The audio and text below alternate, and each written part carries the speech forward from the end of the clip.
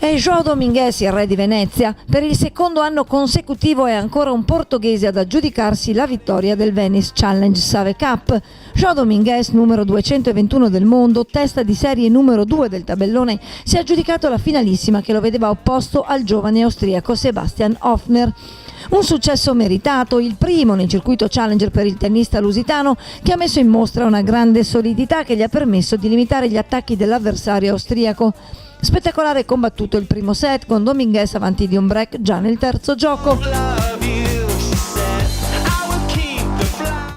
Hofner però non molla, mantiene senza eccessiva difficoltà tutti gli altri turni di servizio grazie a palle spesso vicine ai 220 km/h e riesce a riprendersi il break all'ottavo gioco allungando fino al 5-4. Si arriva al tiebreak e qui non c'è storia, con Domingues che non spreca nemmeno una palla e chiude il set in 59 minuti. Il secondo parziale resta in equilibrio fino al nono gioco, quando Hofner cede il servizio e regala a Domingues la palla match che il lusitano non fallisce.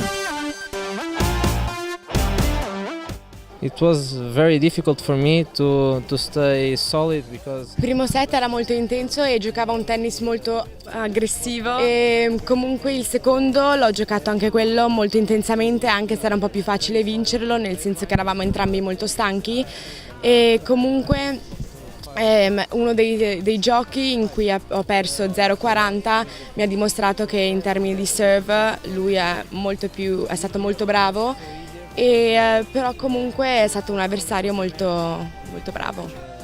he broke my serve on 0-40, so yeah, that's it. But Con il successo al Venice Challenge, João Domingues ha incassato i $6.190 del vincitore e gli 80 punti che gli consentiranno di entrare tra i primi 200 giocatori del mondo. I'm very happy, of course. Sono molto felice di aver vinto oggi, migliorerà molto il mio ranking internazionale e quindi aprirà molte opportunità per me nel futuro. Questo torneo piace molto ai portoghesi, insomma, il secondo anno consecutivo che lo vincono loro. Ovviamente è un onore rappresentare il paese e il Portogallo è un paese che sta crescendo in termini di tennis e quindi sono molto felice di aver rappresentato il mio paese oggi. È andata così in archivio la 15ª edizione del torneo internazionale di Venezia, ancora una volta con la soddisfazione di aver ottenuto un grande successo di pubblico, presente numerosissimo per tutta la settimana sui campi di Via Olimpia.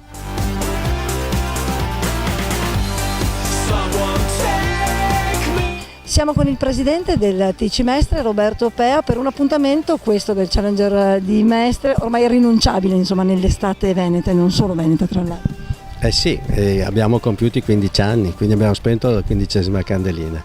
È un traguardo importantissimo perché, ripeto, per un'associazione sportiva non è da poco, finché ci sostiene la Save, che è il principale sponsor, che come sapete gestisce gli aeroporti di Venezia, Treviso e anche adesso di Verona, ripeto, riusciamo a portare avanti questa avventura.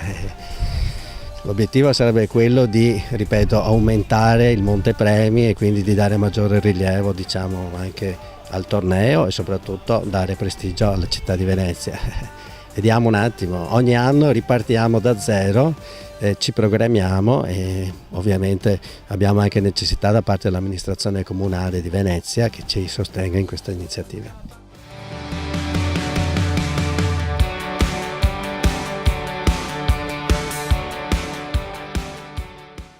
Siamo con Pasquale Marotta, direttore sportivo del TC Mestre, 15ª edizione per questo torneo ormai consolidato, ma questa 15ª edizione che edizione è stata? È stata una bellissima edizione come le altre perché i giocatori in ogni caso danno spettacolo, quindi siamo contentissimi. Dal punto di vista organizzativo abbiamo ricevuto dall'ATP il massimo della valutazione, meglio di così non poteva andare, quindi sono molto soddisfatto e il mio grazie va ovviamente ai tanti volontari, ben 130 che si sono dati da fare in questa settimana difficile, soprattutto per il caldo che c'è stato. Comunque piuttosto che la pioggia meglio il caldo, quindi è andata bene così, meglio di così, ripeto, non poteva andare. Spalti pieni anche per questa finale. Che tennis abbiamo visto in questa settimana qui a Mestre? Abbiamo visto un ottimo tennis, magari non abbiamo avuto i grandi nomi, ma i grandi nomi sono più per i sofisti del tennis che per gli appassionati. Alla fine c'è stato un gran spettacolo e questa è la cosa che conta. Abbiamo avuto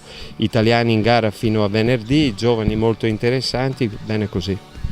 Infatti l'unica pecca forse è vedere che anche quest'anno non solleverà questa Save Cup un italiano.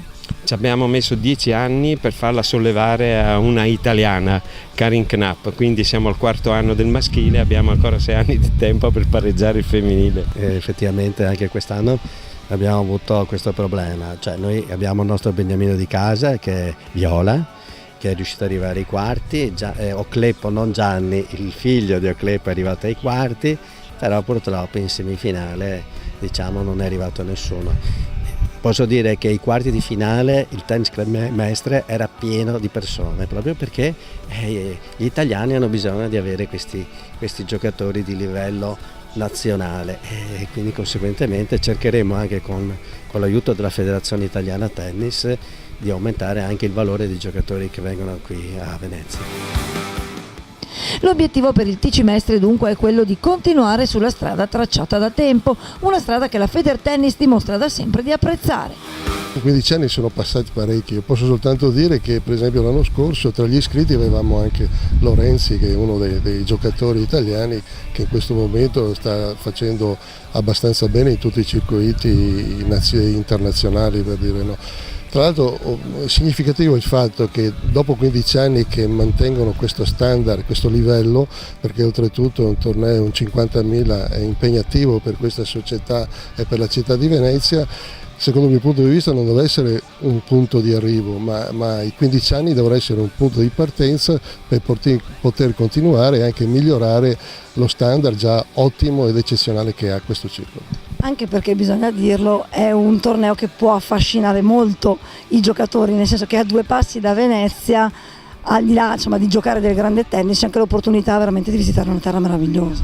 Ma direi che tutto l'insieme è favoloso, vanno fuori, vanno a casa tutti entusiasti perché vedere un contesto del genere e poi tra l'altro l'ospitalità dei veneti e dei veneziani, vedere una Venezia, un'ospitalità del genere è favoloso per tutti.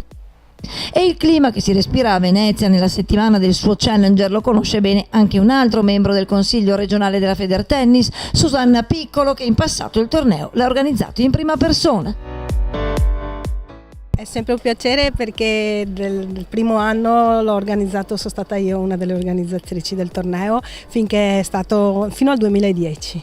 Poi al primo periodo era femminile, adesso è diventato maschile. È sempre un bel torneo di grande richiamo, c'è l'impegno di tutti, questo 15° anno è il traguardo, ma insomma speriamo che continui. E qui c'è sempre l'occasione di vedere comunque del grandissimo tennis. Gran tennis, fin dai primi turni del tabellone. Peccato per gli italiani, si sperava tanto in Matteo Viola che all'ultimo momento la partita cambiasse e invece peccato, anche quest'anno 2 stranieri. Sì, ancora una volta un portoghese, tra l'altro sembra proprio che questo torneo piace ai portoghesi. Porta bene ai portoghesi. E tanto volontariato, raccattapalle, giudice di linea. Sì, appunto, per chi ha organizzato questo torneo sa quanto lavoro c'è dietro? Sì, io lo so perché proprio l'ho avuto in prima persona. E l'entusiasmo è la cosa migliore. Dietro al Challenger come quello veneziano c'è il lavoro di professionisti preparati e di tanti volontari, ma c'è anche l'importante sostegno di sponsor come Save, che da anni affianca il proprio nome a quello del $50.000 mestrino. Mi sembra che la volontà sia quella di proseguire dopo tutti questi anni, anche perché abbiamo avuto finora sempre una reciproca soddisfazione sia come gruppo Save che come Tennis Club Mestre, c'è una visione molto unitaria negli interessi che in questo caso coincidono tra quelli del gruppo e quelli del Tennis Club, e quindi io immagino che potrà ancora crescere questa collaborazione. La Save Cup comunque è solo la punta dell'iceberg di un lungo lavoro che il TC Mestre porta avanti sui campi di Via Olimpia per 12 mesi l'anno. È sicuramente una settimana molto impegnativa, però noi siamo allenati agli impegni, non a caso a fine giugno avremo un torneo di Tennis Europe per Under 16, quindi saremo fortemente impegnati anche in questa settimana, ma soprattutto con le squadre giovanili che vanta il TC Mestre, alcune di grande rilievo e importanza, con giocatrici e giocatori, ripeto, di interesse nazionale. Quindi il Tennis Club Mestre non è solo il Venice Challenge, ma è anche anche tante altre cose, a noi di questo fa molto piacere. E tra le tante cose che impegnano maestri e dirigenza del TC Mestre, merita una particolare segnalazione quest'anno la partecipazione alle iniziative Racchette di classe, che ha coinvolto moltissimi istituti scolastici del territorio. È stata una bellissima iniziativa, abbiamo portato dei ragazzi a Roma durante il torneo di Roma, ma soprattutto siamo riusciti ad entrare negli istituti scolastici qua a Venezia e a Mestre. Abbiamo avuto la bellezza di portare 15 istituti, circa 500 ragazzini. È stata una festa qua al tennis. Durante le gare la mattina venivano qua e vedevano la struttura, vedevano le partite, erano a contatto con i campioni, quindi una bellissima esperienza e da ripetere.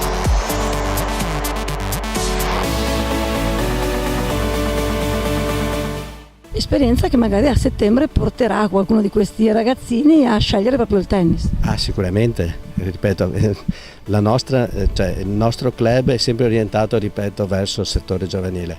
Adesso abbiamo giocato la Serie B, siamo, mi sembra, non so se in semifinale o in finale, abbiamo 2 ragazzine, una di 15 anni e una di 12 anni, sono tra i migliori 15 in Italia. E sono queste le soddisfazioni del presidente e del consiglio direttivo.